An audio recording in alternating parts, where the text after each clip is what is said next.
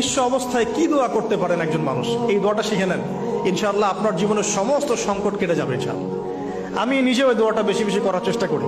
দোয়াটা হচ্ছে, মুসা আলাইহিস সালাম একটা গাছের নিচে হেলান দিয়ে বসলেন, বসে দেখলেন দুইজন মেয়ে দাঁড়িয়ে আছে দূরে, পানি নিতে পারছে না, লোকজন পানি নিয়ে যাচ্ছে, ওরা দাঁড়িয়ে আছে বেচারি। মুসা আলাইহিস সালাম গিয়ে বললেন, কি সমস্যা আপনাদের? এটা নিয়ে আপনারা আবার মেয়েদের সাথে কথা বলার চেষ্টা করেন, ঠিক আছে?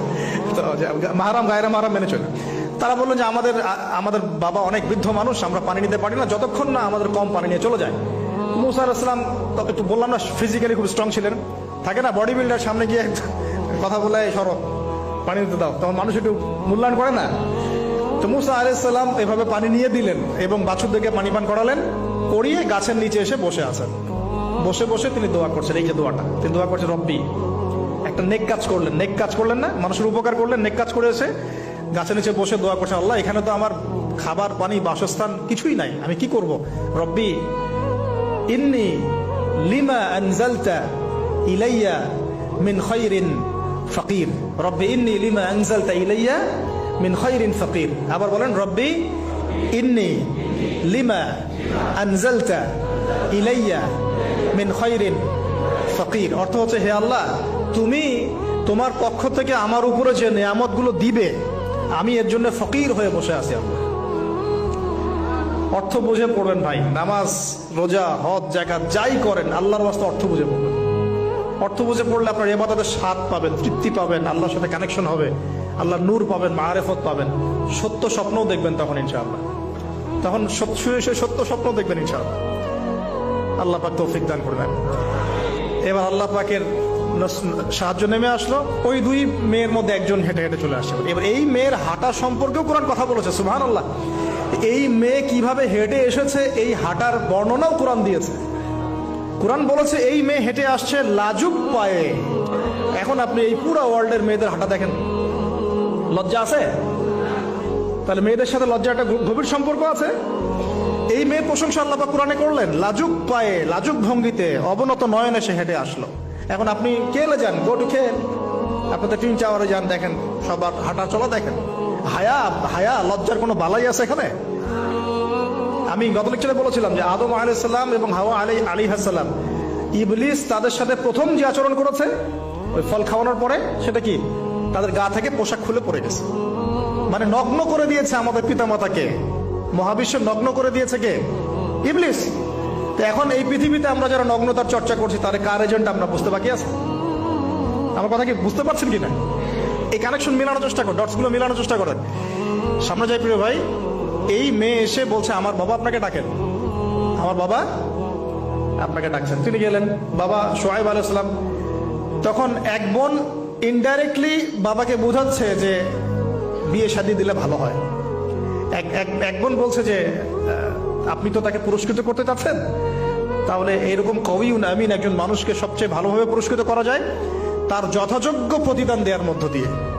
তো মেয়ের ইশারা বাবা বুঝেছেন, তিনি নিজের এক মেয়ের সাথে মুসা আলাইহিস সালাম বিয়ে দিলেন, সুবহানাল্লাহ। তবে শর্ত দিলেন, দেন মোহর কি? মোহর তো নাই। মোহর কি এবার? মোহর হচ্ছে 8 বছর তোমাকে আমার ফার্মে কাজ করতে হবে। এটা আগেকার একটা স্টাইল ছিল, সুন্নাহ। এটা এখন নাই, যদিও আগে এরকম ছিল যে দেনমোহর দেওয়ার জন্য এই একটা পদ্ধতি ছিল। যেমন ইয়াকুব আলাইহিস সালামের ক্ষেত্রেও এরকম 7 বছরের কথা আসছে, তিনি 7 বছর তার শ্বশুরের ফার্মে কাজ করেছেন। এটা নতুন ছিল না ওই সময়, এটা কমন ছিল। এখন যেমন আমাদের দেশে কমন 10 লাখ টাকা মোহর হবে, 10,000 টাকা দিব, বাকিটা সব বাকি, তাই না? তো এরকম আর কি কমন কিছু বিষয় থাকে আর কি। আস্তাগফিরুল্লাহ, মাফ করো। বলবে বাসুরাতে, বলবে আমাকে মাফ করে দাও। শুরুতেই নিজের গায়রথহীনতার পরিচয় দিল। আবার এদিকে শ্বশুরের কাছে মাশাআল্লাহ মোটা অঙ্কের ডোনেশন নিতে চাচ্ছে, যৌতুক। বিয়ে আমাদের ওখানে মাশাআল্লাহ মানে কেনা বেচা, মেয়ে বিক্রি করতেছে আর ছেলে কিনতেছে। এবার 8 বছর পূর্ণ করা হলো, তিনি আরো 2 বছর 10 বছর পূর্ণ করলেন। এই 10 বছরে মুসা আলাইহিস সালাম নববী পরিবেশ পেলেন, অভিভাবক পেলেন, স্ত্রী পেলেন, প্রেমময়ী সন্তান ইত্যাদি সবকিছু। এবার আল্লাহ রাব্বুল আলামিন তাকে মিশরের দিকে যাওয়ার যে সময়টা এখন হয়ে গেছে, 10 বছর হয়ে গেছে, মিশরের দিকে যেতে হবে। যাওয়ার পথে স্ত্রীর প্রসব বেদনা উঠেছে। তখন মুসা আলাইহিস সালাম আগুন খুঁজছেন। আগুন কি খুঁজছেন ভাই? আগুন খুঁজতে খুঁজতে তুর পাহাড়ের ওখানে গিয়ে দেখছেন যে আগুন গাছে জ্বলছে। সবুজ পাতার উপরে আগুন, তিনি অবাক।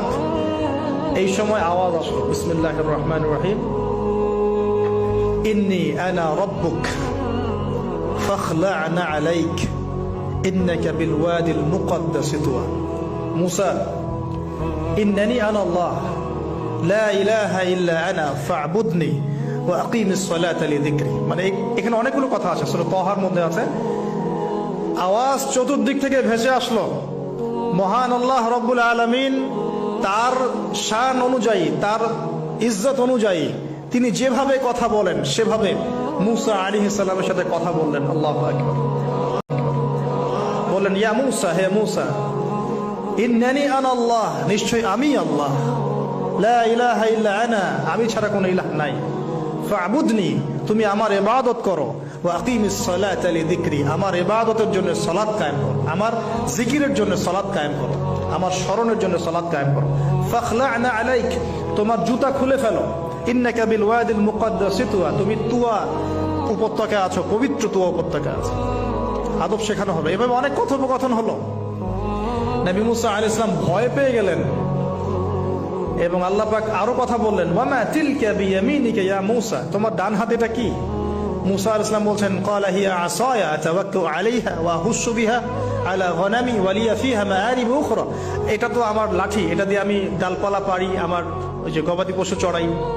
আল্লাহ পাক বলছেন যে ছুঁড়ে মারো, আলকিহা ইয়া মূসা, এটা ছুঁড়ে মারো।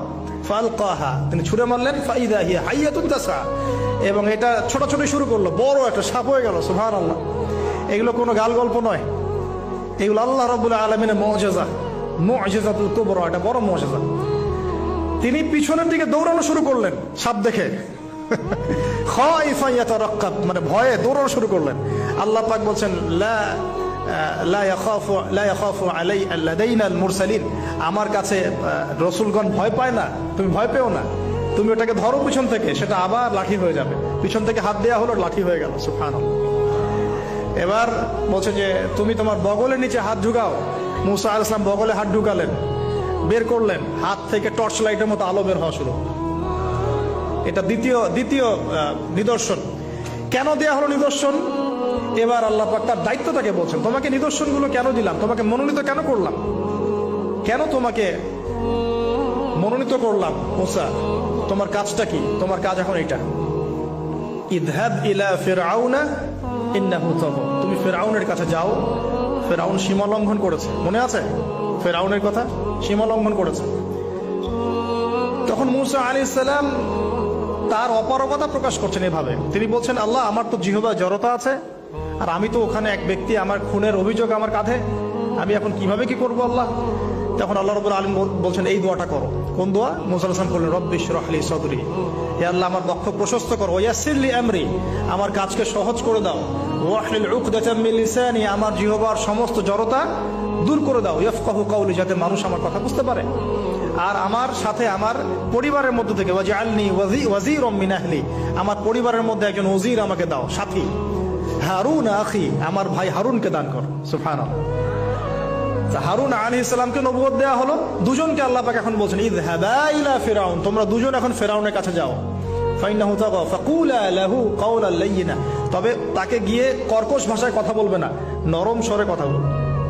দায়ীদের এখানে সুন্নাহ, দায়ীদের জন্য শিক্ষা আছে, দায়ী আলেম যারা মুবাল্লিগ তাদের শিক্ষা আছে। ফিরআউনের সামনে গিয়ে দাওয়াত দিলেও কিভাবে দিতে হবে?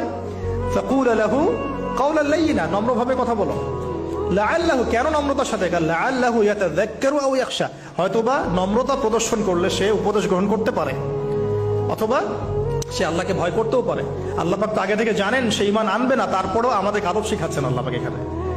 তারা দুজন চলে গেলেন, দাওয়াত দিলেন। ফিরআউন মশকরা করছে, ওয়ামা রব্বুকুম ইয়া মূসা, তোমাদের দুজনের রব আবার কে? হ্যাঁ, মূসা আলাইহিস সালাম বুঝাচ্ছেন, রব্বি আল্লাযী, আমার রব সেই রব যিনি জীবিতকে মৃত করেন, মৃতকে জীবিত করেন, ইত্যাদি। মানে যার হুকুম ছাড়া একটা গাছের পাতাও নড়ে না, যিনি মাটি থেকে সব উৎপন্ন করেন, বৃষ্টি বর্ষণ করেন, সব বুঝালেন। ফিরআউনের বক্তব্য তখন এটাই ছিল, তোমাদের কাছে কি কোন নিদর্শন আছে, কোন আয়াত নিদর্শন আছে? হ্যাঁ, নিদর্শন আছে। কি? লাঠি ছুঁড়ে মারলেন, সাপ হয়ে গেল। এখন ফিরআউন বলছে, এটা তো জাদু, এটা কি? আমার জাদুকররা ওটা পারে, জাদুকরদেরকে ডেকে না হলো, জাদুকররাও লাঠি ছুঁড়ে মারলো, সাপ হয়ে যাচ্ছে। কিন্তু এই বড় সাপ ওদের সব সাপকে খেয়ে ফেললো। তখন ফেরাউন কিন্তু ভয় পেয়ে গিয়েছিল। এরপরেও এই হাত বের করে আলোর এই নিদর্শন দেখানো হলো, তাওহীদের দাওয়াত দেওয়া হলো, ফেরাউনকে ভয় করতে বলা হলো, ফেরাউনকে সতর্ক করা হলো যে আমার রব, আপনার রব, সবার রব হচ্ছেন আল্লাহ। সবকিছু বোঝানো হলো, কিন্তু ফেরাউন এই কোনো কথাই গ্রহণ করলো না।